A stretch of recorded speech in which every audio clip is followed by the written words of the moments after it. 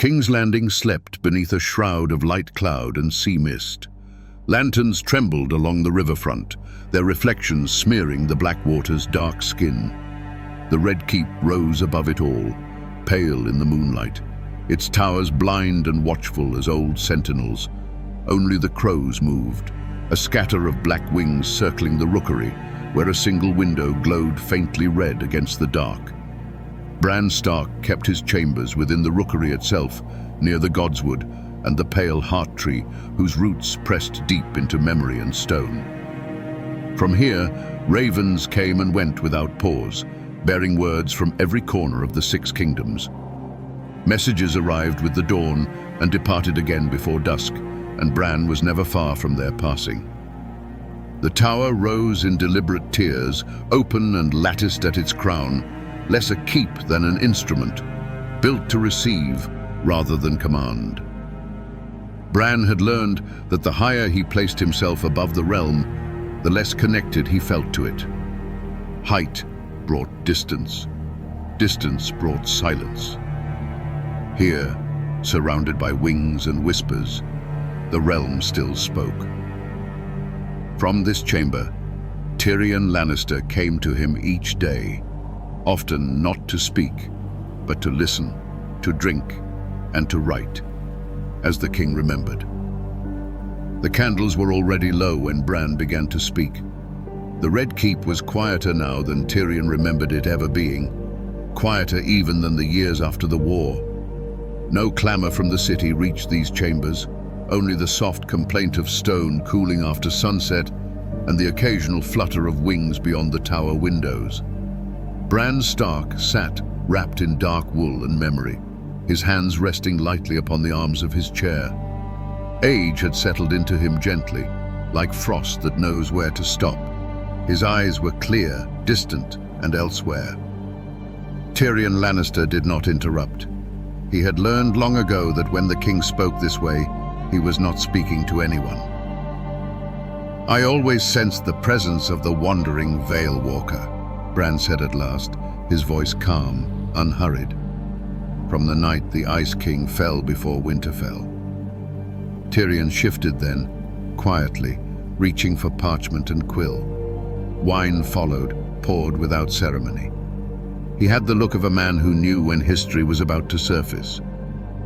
"Your Grace," Tyrion said carefully, buying himself a moment, "there is something I have long meant to ask about that night, about the battle plans."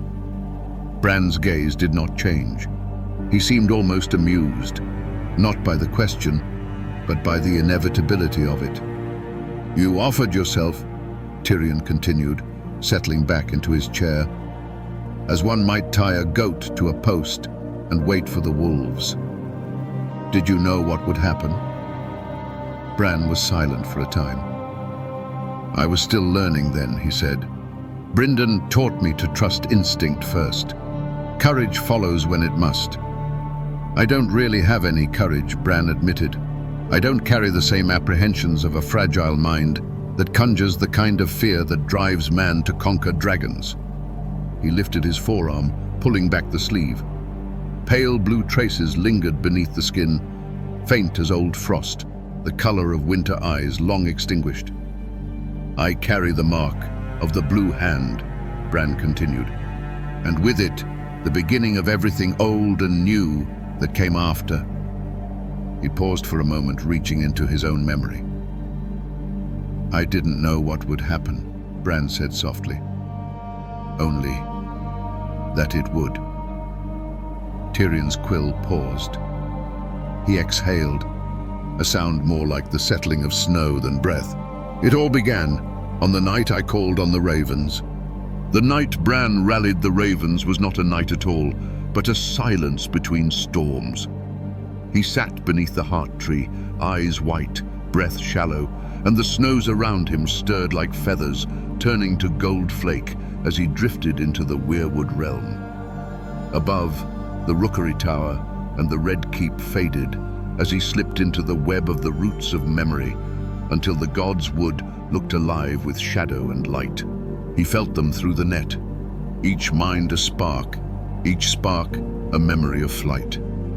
Through them he saw the north, Frostholm's fires, the frozen coasts, the long rivers shining like veins under the moon. And beyond them, he saw it, the cold shape crawling across the unseen horizon, unraveling what he had mended. The Wanderer did not march, it unwrote. Every vision it touched turned white and empty, as if winter itself had forgotten what it meant. Bran reached deeper. He wove the ravens together, not as soldiers, but as story. Remember, he whispered through 1,000 beaks. Remember who we are. The flock answered, a roar of wings that broke the sky. They dove into the void, each carrying a fragment of light, the glow of birth fires, of faces, of the old songs. Where they struck, the whiteness cracked, and memory poured back through the seams. The Wanderer struck back in silence. Every lost raven became a mirror, their eyes turning blue, their cries repeating Bran's own voice against him. You are the first wrong, they hissed. He faltered. The web shook. The loom threatened to fold. Then came another sound, a horn, faint and distant, echoing through the lattice of time. Jon's horn, blown years before at the wall. Its echo became the pulse of every living heart north of the neck. Bran caught the sound and sent it through the weirwoods, through the wings of every bird still loyal. The sky itself seemed to take breath. He released his hold, not commanding, but allowing. The ravens moved as one mind, unowned, their flight no longer bound to Bran's will. They tore through the storm, a tide of black memory, scattering the Wanderer's mist until only still air remained. When he opened his eyes, dawn had come. The Godswood was quiet, the snow unbroken save for a single feather resting on his knee, white tipped with soot.